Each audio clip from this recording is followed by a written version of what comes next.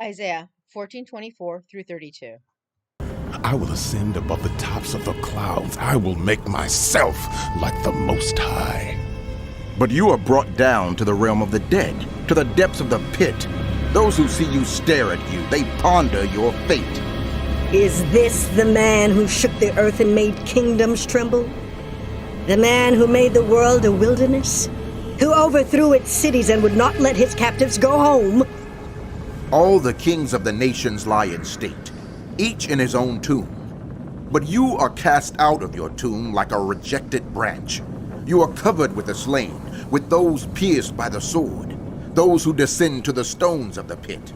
Like a corpse trampled underfoot, you will not join them in burial, for you have destroyed your land and killed your people. Let the offspring of the wicked never be mentioned again. Prepare a place to slaughter his children for the sins of their ancestors.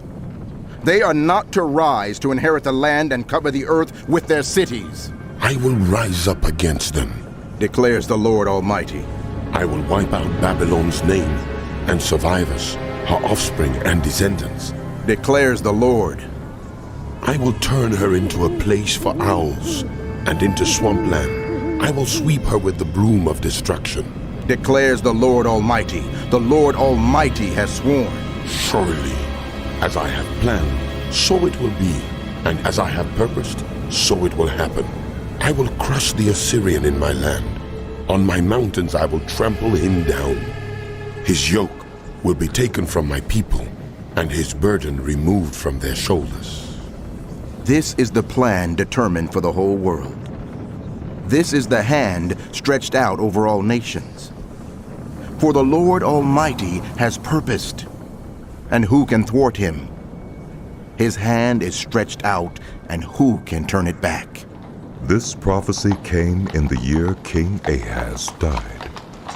Do not rejoice, all you Philistines, that the rod that struck you is broken. From the root of that snake will spring up a viper. Its fruit will be a darting venomous serpent. The poorest of the poor will find pasture, and the needy will lie down in safety. But your root I will destroy by famine. It will slay your survivors. Wail, you gate. Howl, you city. Melt away, all you Philistines. A cloud of smoke comes from the north, and there is not a straggler in its ranks. What answer shall be given to the envoys of that nation? The Lord has established Zion, and in her his afflicted people will find refuge. 2 Kings 16:10 through 20. Then King Ahaz went to Damascus to meet Tiglath-Pileser, king of Assyria. He saw an altar in Damascus and sent to Uriah the priest a sketch of the altar with detailed plans for its construction. So Uriah the priest built an altar in accordance with all the plans that King Ahaz had sent from Damascus, and finished it before King Ahaz returned. When the king came back from Damascus and saw the altar, he approached it and presented offerings on it. He offered up his burnt offering and grain offering, poured out his drink offering, and splashed the blood of his fellowship offerings against the altar. The bronze altar that stood before the Lord he brought from the front of the temple, from between the new altar and the temple of the Lord, and put it on the north side of the new altar. King Ahaz then gave these orders to Uriah the priest. On the large new altar, offer the morning burnt offering and the evening grain offering, the king's burnt offering and his grain offering, and the burnt offering of all the people of the land, and their grain offering and their drink offering. Splash against this altar the blood of all the burnt offerings and sacrifices. But I will use the bronze altar for seeking guidance. And Uriah the priest did just as King Ahaz had ordered. King Ahaz cut off the side panels and removed the basins from the movable stands. He removed the sea from the bronze bulls that supported it, and set it on a stone base. He took away the Sabbath canopy that had been built at the temple, and removed the royal entryway outside the temple of the Lord, in deference to the king of Assyria. As for the other events of the reign of Ahaz, and what he did, Are they not written in the book of the annals of the kings of Judah? Ahaz rested with his ancestors and was buried with them in the city of David, and Hezekiah his son succeeded him as king. Micah chapters 1 and 2.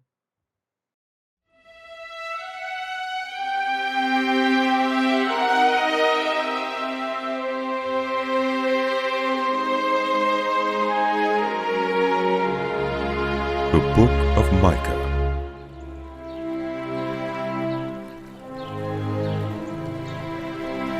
The word of the Lord that came to Micah of Moresheth during the reigns of Jotham, Ahaz, and Hezekiah, kings of Judah. The vision he saw concerning Samaria and Jerusalem. Hear, you peoples, all of you, listen, earth and all who live in it, that the sovereign Lord may witness against you, the Lord from his holy temple. Look, the Lord is coming from his dwelling place. He comes down and treads on the heights of the earth. The mountains melt beneath him, and the valleys split apart like wax before the fire, like water rushing down a slope. All this is because of Jacob's transgression, because of the sins of the house of Israel. What is Jacob's transgression? Is it not Samaria? What is Judah's high place? Is it not Jerusalem? Therefore, I will make Samaria a heap of rubble, a place for planting vineyards. I will pour her stones into the valley and lay bare her foundations. All her idols will be broken to pieces. All her temple gifts will be burned with fire. I will destroy all her images. Since she gathered her gifts from the wages of prostitutes, as the wages of prostitutes, they will again be used. Because of this I will weep and wail. I will go about barefoot and naked. I will howl like a jackal and moan like an owl. For Samaria's wound is incurable. It has come to Judah.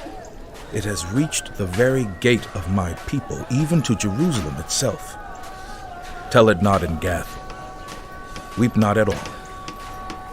In Beth Ophrah roll in the dust. Pass on in nakedness and shame, you who live in Shapher. Those who live in Zaanah will not come out. Beth Ezel is in mourning. Its protection is taken from you. Those who live in Meroth writhe in pain, waiting for relief, because disaster has come from the Lord, even to the gate of Jerusalem. You who live in Lachish, harness the team to the chariot. You were the beginning of sin to daughter Zion, for the transgressions of Israel were found in you. Therefore you will give parting gifts to Moresheth Gath. The town of Akzib will prove deceptive to the kings of Israel. I will bring a conqueror against you who live in Mareshah. The nobles of Israel will flee to Adullam. Shave your head in mourning for the children in whom you delight. Make yourself as bald as the vulture, for they will go from you into exile. Woe to those who plan iniquity, to those who plot evil on their beds. At morning's light they carry it out because it is in their power to do it. They covet fields and seize them, and houses and take them. They defraud people of their homes. They rob them of their inheritance. Therefore the Lord says, I am planning disaster against this people, from which you cannot save yourselves. You will no longer walk proudly, for it will be a time of calamity. In that day, people will ridicule you. They will taunt you with this mournful song. We are utterly ruined. My people's possession is divided up. He takes it from me. He assigns our fields to traitors. Therefore you will have no one in the assembly of the Lord to divide the land by lot. Do not prophesy. Their prophets say. Do not prophesy about these things. Disgrace will not overtake us. House of Jacob, should it be said, Does the Lord become impatient? Does he do such things? Do not my words do good to those whose ways are upright? Lately my people have risen up like an enemy. You strip off the rich robe from those who pass by without a care, like men returning from battle. You drive the women of my people from their pleasant homes. You take away my blessing from their children forever. Get up, go away, for this is not your resting place, because it is defiled, it is ruined beyond all remedy. If liars and deceivers come and say, We will prophesy for you plenty of wine and beer, they would be just the prophets for this people. I will surely gather all of you, Jacob. I will surely bring together the remnant of Israel. I will bring them together like sheep in a pen, like a flock in its pasture. The place will throng with people. One who breaks open the way will go up before them. They will break through the gate and go out. Their king will pass through before them, the Lord at their head.